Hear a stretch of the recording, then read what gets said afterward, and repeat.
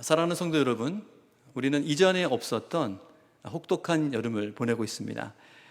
54일이라는 역대 최장의 장마를 보내면서 인명과 재산에 많은 피해를 보았고요. 또 장마 이후에는 전국을 달구는 폭염 때문에 많은 분들이 고생을 했습니다. 지금은 태풍 바비의 영향권에서 또 사투를 벌이고 있는 분들도 있습니다. 그러나 무엇보다도 이 무더위 중에도 여전히 기승을 부리고 있는 코로나 때문에 우리의 영적 생활도 많이 방해를 받고 있습니다. 우리가 함께 모여 예배드리지 못하고 이렇게 모니터 앞에서 예배를 드린다고 하는 것이 사실 1년 전만 하더라도 굉장히 낯선 일이었습니다. 그럼에도 불구하고 오늘 우리에게는 말씀의 위로가 있다고 믿습니다. 시편 기자는 여호와 자기 하나님에게 소망을 두는 자는 복이 있다, 이렇게 고백했습니다. 우리가 하나님께 소망을 두고 이 어려움의 때를 인내하며 통과한다면 하나님께서 반드시 우리에게 축복을 예비하시리라 믿습니다. 우리가 오늘 함께 읽지는 않았지만 오늘 본문 바로 앞에 나와 있는 4절과 5절의 말씀은 이렇게 기록되어 있습니다. 주는 포학자의 기세가 성벽을 치는 폭풍과 같을 때에 빈궁한 자의 요새이시며 환난당한 가난한 자의 요새이시며 폭풍 중에 피난처시며 폭양을 피하는 그늘이 되셨사오니 마른 땅에 폭양을 제함같이 주께서 이방인의 소란을 그치게 하시며 폭양을 구름으로 가림같이 포악한 자의 노래를 낮추시리이다. 아멘. 하나님께 소망을 두는 저와 여러분에게 하나님께서 폭풍 중에 피난처와 폭양을 가리는 그늘이 되어주시리라 확신합니다. 오늘 설교의 제목은 만민을 위한 잔치입니다. 본문에는 잔치라는 단어는 들어있지가 않지요. 대신에 연회라는 단어가 등장합니다. 연회를 쉬운 말로 표현해서 잔치라고 할 수 있겠죠. 여러분은 잔치라는 단어를 들을 때에 어떠한 생각과 이미지가 떠오르는지 모르겠습니다. 이제 약 한 달 뒤면 추석이 다가오는데 추석은 우리 민족의 최대의 명절이고 큰 잔치라고 말할 수 있습니다. 가을 추수 시기이기 때문에 풍성한 먹을거리가 있고 또 한동안 떨어져 있었던 사랑하는 가족들이 한자리에 모이는 즐거움이 있는 것이죠. 물론 음식을 장만하고 또 가족을 섬기는 일에 많은 에너지를 투입해야 되는 주부들에게는 추석이 기쁨만은 아닐 것이라고 생각합니다. 제가 언젠가 한 영화를 패러디한 포스터를 보고 한참 동안 웃었던 적이 있는데요. 이렇게 적혀 있었습니다. 전대미문 재난 블록버스터 시댁행, 살고 싶다면 우리 집행 열차에 탑승하라. 부산행이라는 영화를 패러디한 것인데요. 당시에 많은 여성분들이 공감했던 것으로 기억합니다. 어쨌거나 잔치라고 했을 때에 누군가는 피곤하고 불편할 수도 있지만 우리들 대부분은 기쁨과 즐거움이 있는 장면을 상상하게 됩니다. 작년 6월에 있었던 우리 교회의 큰 잔치, 여러분 기억하시죠? 무엇입니까? 헌당 감사 예배가 있었습니다. 헌당 감사의 그 놀라운 영광이 있는 예배였는데요. 우리가 또 한 가지 기억하는 것은 1만여 명의 성도님들이 함께 참여했던 국밥이었습니다. 우리 순장님들 또 관사님들 정말 땀을 뻘뻘 흘리면서 국밥을 나르시고 또 퍼주시면서 섬겼던 모습 지금도 생생하게 기억합니다. 각 예배실마다 심지어 글로벌 광장 곳곳에 서서 국밥을 나눠 먹던 우리 성도님들의 모습이 지금도 선연하게 떠오릅니다. 참 즐거운 잔치였습니다. 그런데 오늘 본문에서 누가 잔치를 베풀고 계십니까? 만군의 여호와 우리 하나님께서 잔치를 베풀고 계십니다. 가족들이 마련한 잔치에도 기쁨이 있고 교회가 준비한 잔치에도 즐거움이 있다면 하나님께서 친히 베푸시는 만민을 위한 잔치는 얼마나 큰 기쁨과 즐거움이 있을까요? 오늘 우리가 본문의 말씀을 묵상하면서 하나님이 친히 베푸신 잔치의 영광과 축복을 누리기를 간절히 소망합니다. 먼저 6절 말씀을 다시 한번 읽도록 하겠습니다. 만군의 여호와께서 이 산에서 만민을 위하여 기름진 것과 오래 저장하였던 포도주로 연회를 베푸시리니 곧 골수가 가득한 기름진 것과 오래 저장하였던 맑은 포도주로 하실 것이며. 여러분, 본문에서 혹시 반복되는 표현을 찾으셨습니까? 기름진 것과 오래 저장하였던 포도주라는 표현이 반복되고 있습니다. 이것들이 두 번째 반복될 때는 골수가 가득한 기름진 것, 그리고 오래 저장하였던 맑은 포도주라고 기록함으로써 우리들에게 시각적으로 상당히 생생하게 표현하고 있는 것을 발견할 수가 있습니다. 그렇다면 기름진 것과 오래 저장하였던 포도주는 무엇을 의미하는 것일까요? 그것은 잔치를 위해 마련된 좋은 음식을 의미하는 것입니다. 그래서 쉬운 성경에서는요, 이렇게 번역을 했더라고요. 가장 좋은 음식과 잘 익은 포도주와 맛있는 고기로 잔치를 베푸실 것이다. 이와 같은 의미로 기름진 것과 오래 저장하였던 포도주를 말하고 있는 것입니다. 지금은 너무나 먹을 것이 풍족한 때이지만 제 부모님 세대만 하더라도 배고픔을 많이 겪었던 시대였습니다. 제 아버지가 국수를 별로 좋아하지 않으세요. 왜냐하면 아버지가 젊은 시절에 양념도 제대로 되어 있지 않은 겨우 간장으로 간을 맞춘 국수를 많이 드셨습니다. 그러니까 기름진 것, 정말 기름기가 쫙쫙 흐르는 그런 음식은 생일이라든지 추석 같은 명절 같은 때 드셨던 것이죠. 그러니까 본문에서 말하는 골수가 가득한 기름진 것, 이것은 바로 이런 의미입니다. 바라만 보아도 배가 부를 것 같은 잘 차려진 그런 잔치상, 그것이 바로 골수가 가득한 기름진 것이죠. 한편 오래 저장하였던 포도주는 어떤 의미일까요? 이 단어를 히브리어로 찾아보니까 쉐메르라고 하는 단어로 표현되어 있습니다. 앙금, 찌꺼기, 이런 의미를 담고 있는 단어입니다. 그러니까 술을 담그면 술지개미, 찌꺼기죠. 찌꺼기가 생기는데 오랜 시간이 흐르면 그 술지개미는 바닥으로 가라앉고 맑은 포도주가 남게 되는 것이죠. 바로 이렇게 오랜 시간 숙성시켜서 만든 최고급의 포도주, 그것을 맑은 포도주가 의미하는 것입니다. 예수님이 갈릴리 가나에서 첫 번째 기적을 베푸실 때 물로 포도주를 만드셨는데 연회장이 그 포도주를 어떻게 평가하죠? 좋은 포도주다, 이렇게 평가합니다. 아마도 예수님이 만드신 그 포도주가 본문에 기록된 오래 저장하였던 맑은 포도주와 같이 최고급의 포도주가 아니었을까 생각해 보게 됩니다. 그런데 오늘 이사야가 본문에 기록한 기름진 것과 오래 저장하였던 포도주가 단순히 좋은 음식만을 말하는 것일까요? 우리는 여기에서 잔치가 벌어지고 있는 장소를 깊이 묵상해 보아야 합니다. 여러분, 하나님이 베푸신 만민을 위한 잔치가 어디에서 펼쳐지고 있습니까? 네, 이 산에서 펼쳐지고 있습니다. 7절에서도 이 산에서라는 단어가 반복되고 있지요. 그렇다면 본문에서 말하는 이 산에서는 어디를 말하는 것일까요? 많은 성경학자들이 이 산을 시온산 또는 예루살렘이다, 이렇게 해석하고 있습니다. 그러므로 하나님이 베푸신 이 잔치가 시온산 예루살렘에서 펼쳐진다면 우리는 그 영적인 의미에 대해서 생각해 보아야 합니다. 하나님이 예루살렘에서 펼치신 그 잔치의 영적인 의미는 무엇일까?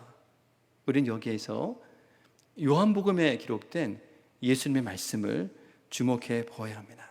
우리와 함께 요한복음 6장 53절부터 55절까지의 말씀을 함께 읽어보겠습니다.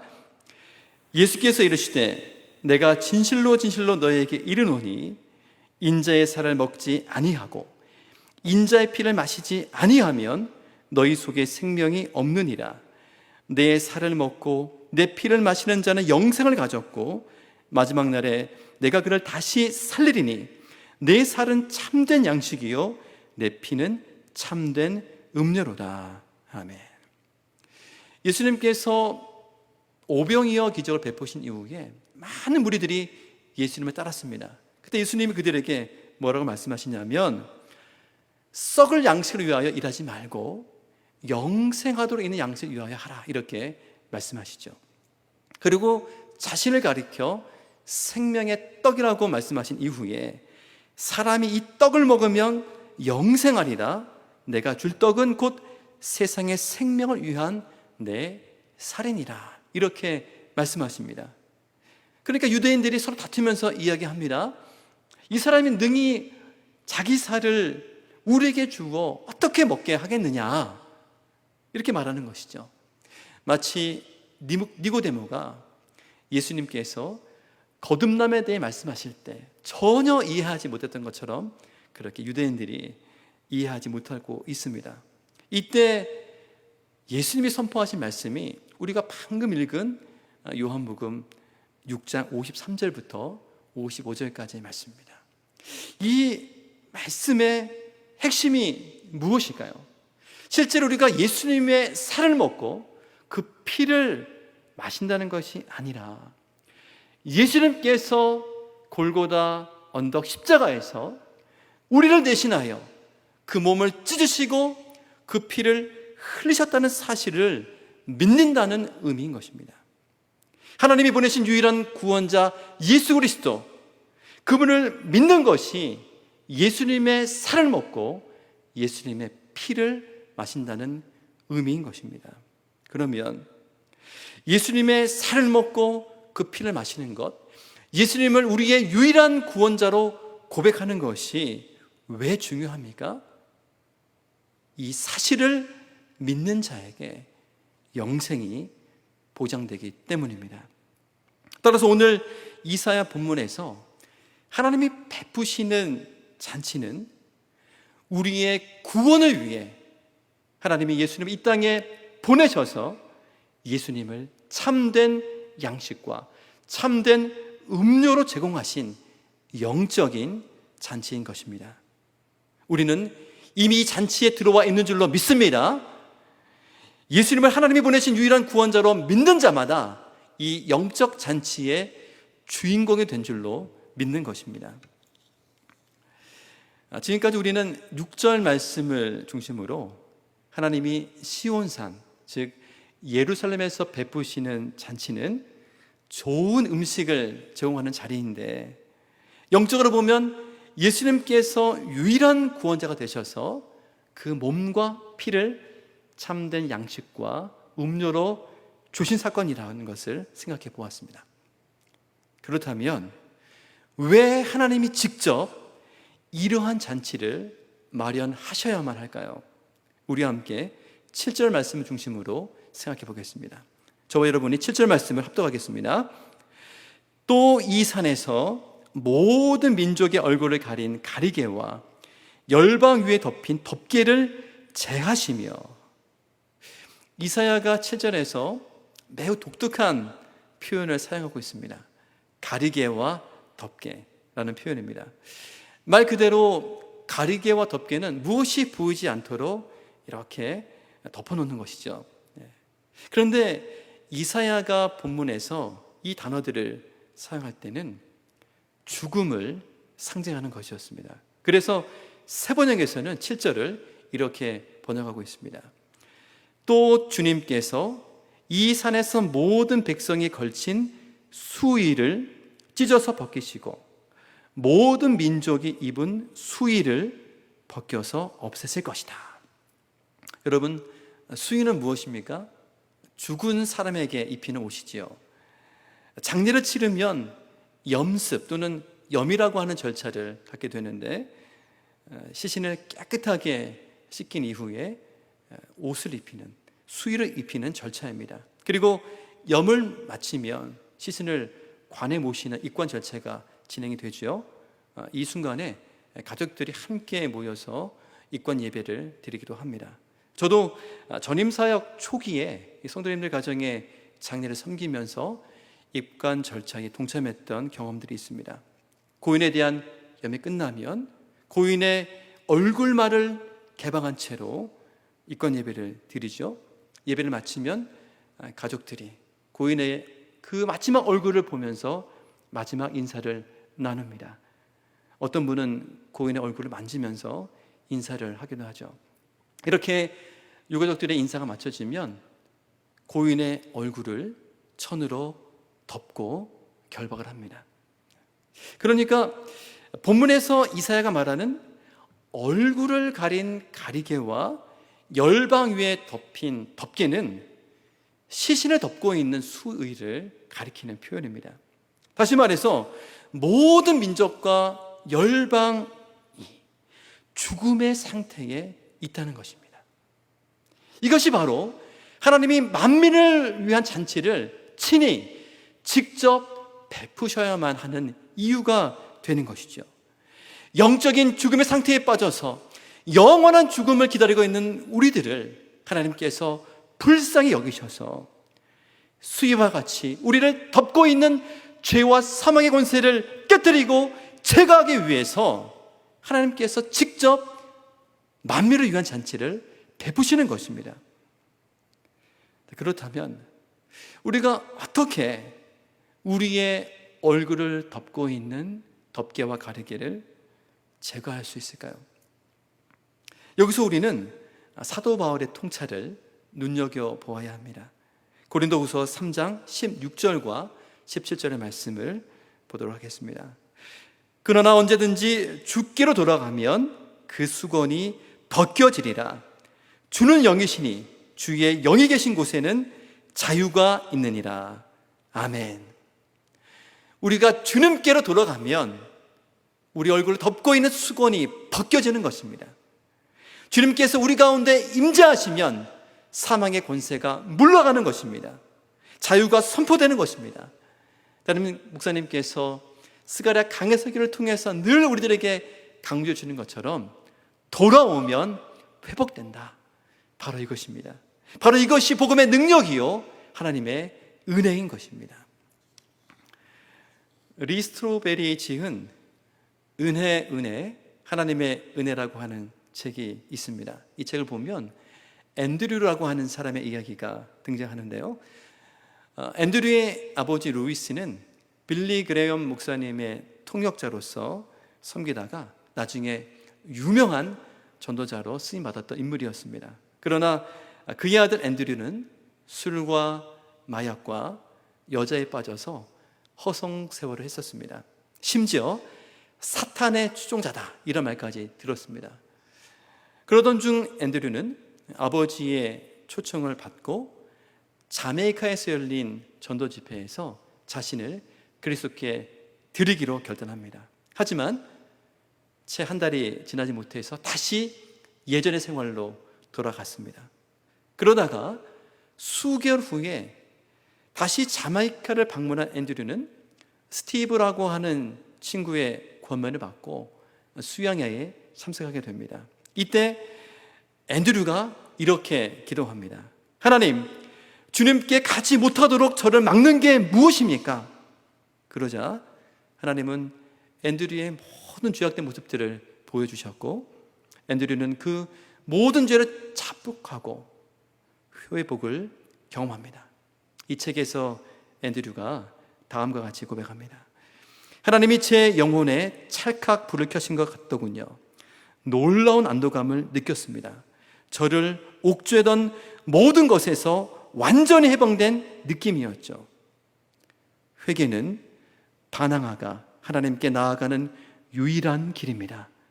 제게 은혜의 수문을 열어준 것은 회개였고 그 은혜가 제 삶과 영혼을 바꾸어 놓았습니다. 할렐루야. 하나님께서 앤드류에게 허락하신 그 은혜가 이미 우리에게 임한 줄로 믿습니다.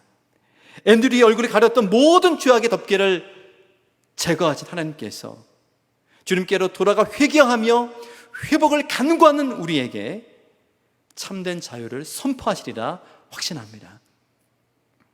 그렇다면 이렇게 하나님께 돌아와서 만민을 위한 잔치에 참여하고 회복을 경험한 우리들에게 약속된 하나님의 축복은 무엇일까요?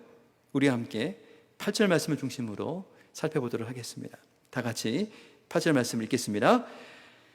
사망을 영원히 멸하실 것이라 주 여호와께서 모든 얼굴에서 눈물을 씻기시며 자기 백성의 수치를 온 천하에서 제하시리라. 여호와께서 이같이 말씀하셨느니라. 아멘. 여기에서 우리는 만민을 위한 잔치에 참여하는 우리들에게 주어진 세 가지 축복을 발견할 수가 있습니다. 첫째, 하나님께서 사망을 영원히 멸하십니다. 여기에서 멸하다라는 동사는 히브리어로 발라인데요, 삼키다, 들이키다 이런 의미가 담겨 있습니다. 하나님께서 사망을 삼키신다, 하나님께서 죽음을 들이키신다. 어떤 의미가 있을까요? 그것은 하나님께서 죄의 형벌로 인간에게 주어진 사망의 문제를 완전하게 해결하신다는 의미입니다. 히브리서 기자가 기록한 것처럼 예수님이 성육신하셔서 이 땅에 오시고 마귀를 멸하실 뿐만 아니라 죽음의 종로로 사는 우리를 완전히 해방시킨다는 의미인 것이죠. 우리와 함께 히브리서 2장 14절과 15절 말씀을 보겠습니다.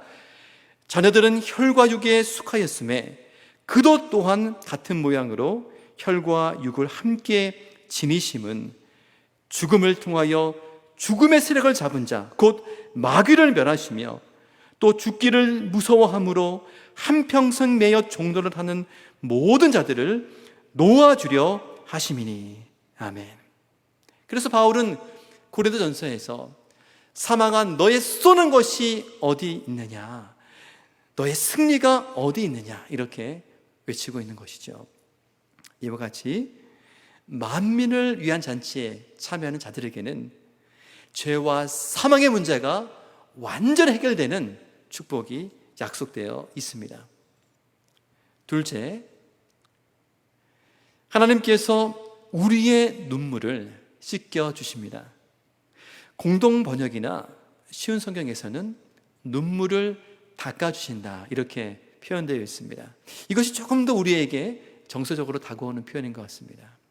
예수님께서 우리를 사랑스럽게 바라보시면서 그 자비로운 손길을 내미시고 친히 눈물을 닦아주는 모습, 상상만 해도 위로가 되지 않으십니까?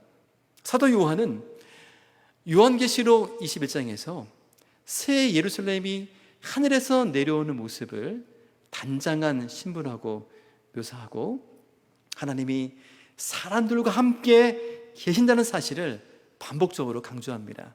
그리고 요한계시록 21장 4절에 다음과 같이 기록합니다.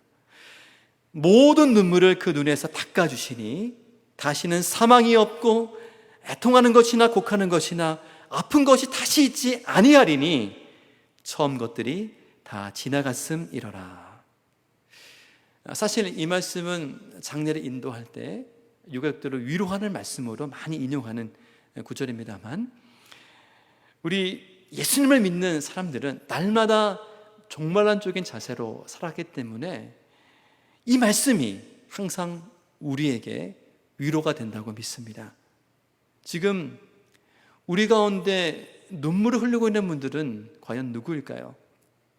하루하루를 버텨가며 생존의 위기를 극복해가는 자영업자들, 선배들이 전혀 경험하지 못했던 입시 환경에서 애쓰고 있는 고3 수험생들, 그리고 눈에 보이지 않는 코로나와 싸우고 있는 의료진들, 또한 일상의 삶에서 크고 작은 어려움들 앞에서 눈물을 흐리고 있는 우리 영가족들, 우리 하나님께서 우리 한 사람 한 사람의 눈물을 친히 닦아주시기를 간절히 바랍니다. 셋째, 하나님께서 우리의 수치를 제거하여 주십니다. 여기에서 수치라는 단어는 단순한 부끄러움을 의미하는 단어가 아니라 비난, 조롱, 멸시, 이런 의미를 담고 있습니다. 다시 말해서 세상이 하나님의 백성을 비난하고 조롱하고 멸시하는 행위를 완전히 제거하시겠다는 하나님의 약속입니다. 반대로 표현하자면 하나님이 우리들의 명예를 회복시키신다는 약속인 것입니다. 우리는 포스트 모더니즘 시대를 지나가면서 절대 진리를 부정하는 세계관의 공격을 많이 받았습니다. 심지어 소위 지성인들 사이에서는 예수 믿는 것을 매우 불쌍하게 생각하는 풍조도 있습니다. 게다가 코로나 상황을 맞이하면서 신천지로부터 시작된 교회에 대한 여러 가지 오해와 비방이 도를 넘고 있습니다. 하지만 시편 25편의 다윗의 고백이 우리의 고백이 되기를 간절히 바랍니다. 나의 하나님이여, 내가 주께 의지하였사오니 나를 부끄럽지 않게 하시고 나의 원수들이 나를 이겨 개가를 부르지 못하게 하소서. 주를 바라는 자들은 수치를 당하지 아니하려니와 까닭 없이 속이는 자들은 수치를 당하리이다. 아멘. 우리가 하나님을 의지하고 바라볼 때 세상에서 부끄러움과 수치를 당하지 아니하도록 우리 하나님께서 우리 영가족 한 분 한 분을 보호해 주시기를 간절히 바랍니다. 오늘 우리는 본문의 말씀을 통해서 하나님이 베푸시는 만민을 위한 잔치에 대해서 함께 묵상해 보았습니다. 먼저 만민을 위한 잔치에는 기름진 것과 맑은 포도주가 있는데 이것은 영적으로 참된 양식과 음료가 되시는 예수님을 의미한다고 말씀드렸습니다. 다음으로 만민을 위한 잔치에서 우리의 얼굴을 가리고 있는 덮개가 제거되는데 우리가 주님께로 돌아가는 회개를 통해서 완전한 자유를 누릴 수 있습니다.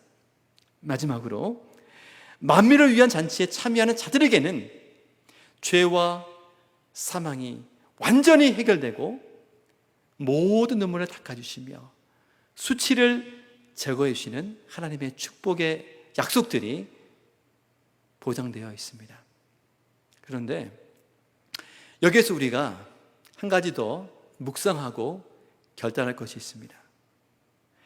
하나님께서 베푸신 잔치가 누구를 위한 잔치입니까? 만민을 위한 잔치입니다. 영어 성경을 보면 만민을 all people 이라고 표현했습니다. 6절부터 8절까지 짧은 세 구절 안에 all 이라는 단어가 5번이나 등장하고 있는 것은 하나님이 베푸시는 이 잔치가 모든 사람들에게 열려있다는 사실을 강조하는 것이죠. 조금 더 구체적으로 말씀드린다면 우리는 이미 하나님이 베푸신 잔치에 들어와 있지만 여전히 이 잔치에 들어와 있지 못하는 사람들이 많이 있다는 것입니다. 그리고 하나님은 이미 잔치에 들어와 있는 우리들을 통해서 아직 이 잔치에 들어오지 못한 새로운 사람들을 초청하기를 원하십니다. 우리 교회가 상반기에 코로나 상황을 헤쳐나가면서 다락방과 훈련을 온라인으로 진행한 것은 참 잘한 일이라고 생각됩니다. 물론 순원들과 훈련생들이 다 같이 모여서 다락방 모임을 하고 훈련을 받는 것이 가장 좋지요. 하지만 모이지 않는 것보다 비대면이라고 할지라도 다락방 모임으로 훈련으로 우리가 말씀의 은혜를 받는 것이 참 유익했다고 생각합니다. 그런데 제 마음속에 이런 생각이 드는 거예요. 코로나 상황 가운데 대각성 전도 집회 새 생명 축제는 과연 가능할까? 우리가 복음을 전하려면 인격과 인격이 만나야 되고 또 태신자들을 교회로 모셔와야 하는데 이것이 과연 가능할까라는 생각이 들어오는 것입니다. 그런데 지난 7월에 담임 목사님께서 스가랴 2장 말씀을 본문으로 눈동자같이 지키시는 하나님을 설교하시면서 올해 11월에 가장 강력한 새생명축제의 열매가 있기를 바랍니다 라고 선포하실 때 제가 정신이 번쩍 들었어요. 아, 그렇구나. 스가랴의 시대, 바벨론 포로에서 돌아와 성전 재건도 하지 못하고 사회적 안정도 이루지 못한 그 시대의 사람들이 전 세계적인 구원을 기대하며 기뻐할 수 있었다면 올해 코로나 상황 중에도 새생명 축제에 반드시 만민을 위한 잔치가 펼쳐질 수 있겠구나라고 하는 확신이 들어오는 것입니다. 사랑하는 성도 여러분, 만민을 위한 잔치가 우리들만의 잔치로 끝나는 것이 아니라 말 그대로 모든 사람들의 잔치가 되기를 간절히 바랍니다. 예수님이 우리의 유일한 구원자가 되시고 죄와 사망의 문제를 완전히 해결하신 분이심을 믿고 선포함으로써 우리 사랑의 교회가 구원의 방주로서 날마다 만민을 위한 잔치를 여는 주님의 교회가 되기를 간절히 소망합니다. 아멘. 다 같이 기도하겠습니다. 살아계신 하나님 아버지, 우리에게 예수님을 유일한 구원자로 고백하는 믿음을 주셔서 하나님이 마련하신 잔치에 참여하게 하시니 감사합니다. 우리는 영적으로 죽어있는 존재였으나 주님께로 돌아오는 회개를 통해 참 자유를 주신 하나님을 찬양합니다. 여전히 우리 가운데 사망과 눈물과 수치의 고통이 있을지라도 하나님께서 그것들을 완전히 제거하여 주실 것을 믿음으로 바라보며 나아갑니다. 또한 아직도 만민을 위한 잔치에 참여하지 못하는 영혼들에게 코로나 상황을 뛰어넘어 담대하게 복음을 전하는 우리가 되게 하여 주옵소서. 우리 주 예수 그리스도의 이름으로 기도하옵나이다. 아멘.